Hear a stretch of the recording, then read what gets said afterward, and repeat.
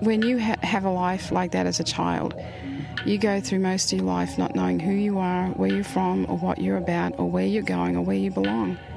And that's taken me most of my life to try and get on the right track with that. Welcome to Verbatim. I'm Claudia Taranto. Today, the story of Carmel Middletent, an Aboriginal woman who now lives in California. I met her there when I went to a didgeridoo festival. She just happens to live right near where the festival's held each year. But she grew up in Brisbane. In 1957, when she was 6 months old, she was deposited in St Vincent's Orphanage, run by the Catholic Sisters of Mercy.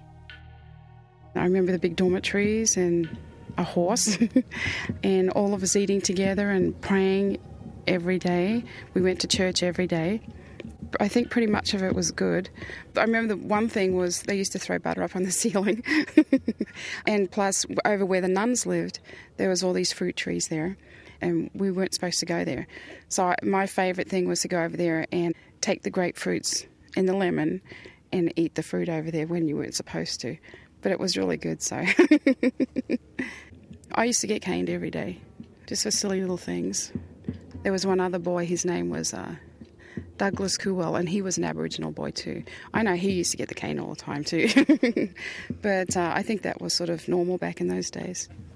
Did you ever wonder about your parents or, you know? All the time. Mm-hmm. Yes, all the time. And I used to ask questions all the time. The nuns would tell me that they didn't really know anything, but I had a social worker. She would tell me that she didn't know much either, but they were looking and trying to find out about my family. And they did tell me I had a sister and that I was maybe going to meet her. This was a social worker that told me that. But every time there was a date set and a day, and I'd be ready waiting to meet my sister, it always fell through. It never came through. When she was 5 years old, Carmel was fostered out to a family in Warwick. I was really badly mistreated by the well, not by all the members of the family, but mainly the mother. Well, she used to beat me really bad every day, and she never gave me a bed to sleep in. I never had a seat at the dinner table because she'd make me stand in the corner every mealtime, and I never had no warm clothes for winter. And she'd have me out in the yard at 4 o'clock in the morning picking up leaves in the wintertime when it's all frost and cold out there. So between never getting anything to eat and not having a bed to sleep in, it was pretty rough. And then I'd go to school and I'd be in trouble for something there that I never did. You know, that's how I was treated all the way around the whole time I was with that family. I remember that there was an elder daughter, the eldest one, her name was Margaret. And I know that her and her mother used to argue about things. And Margaret wrote to me in the email one time. This was just, I think it was last year. She didn't go into details about much, but she's just said one thing. She said that she wished that she could have adopted me or taken me and taken care of me, because she would have given me the love that I should have had and that she would have treated me right. But she said back in those days, that was just impossible for me to be able to do that.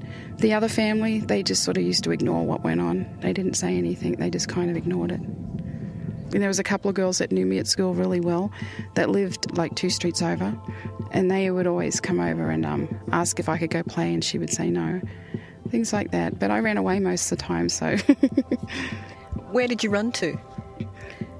Well, I just used to stay in the town, but I would, just walk around, and at night time I'd go sleep somewhere, like at the school where I used to go to school, and I used to sleep under some boards there. But I remember that they used to be out looking for me at night time because I could hear them calling my voice. And then the police would always end up finding me and bringing me back. There was a lot of pain, a lot of physical pain, but there was a lot of emotional pain too. But the main thing was for me to survive, because that's what it was all about for me. And so I had to learn to do that from when I was very young. Did you tell anyone about the way you were treated? No, but she just used to threaten to beat me all the time, pretty much, if I said anything to the social worker or to anybody. I had no eyebrows and no eyelashes. I had picked them all out with my hands, and I guess that was because of my nerves. Well, that's what a doctor told me. And he asked me why I did that, and I just said I don't know, because I couldn't say anything. The only thing I just wondered why nobody did anything to help me. What did you know about your heritage? Nothing really. I didn't even know exactly what my real name was because the family that took me out of the orphanage, the name that they gave me was Trappy Morrison. In the orphanage they used to call me Trappy and Carmel, so I wasn't sure which name I was. But I think it was about when I was 12 or 13 that I realised my name was Carmel.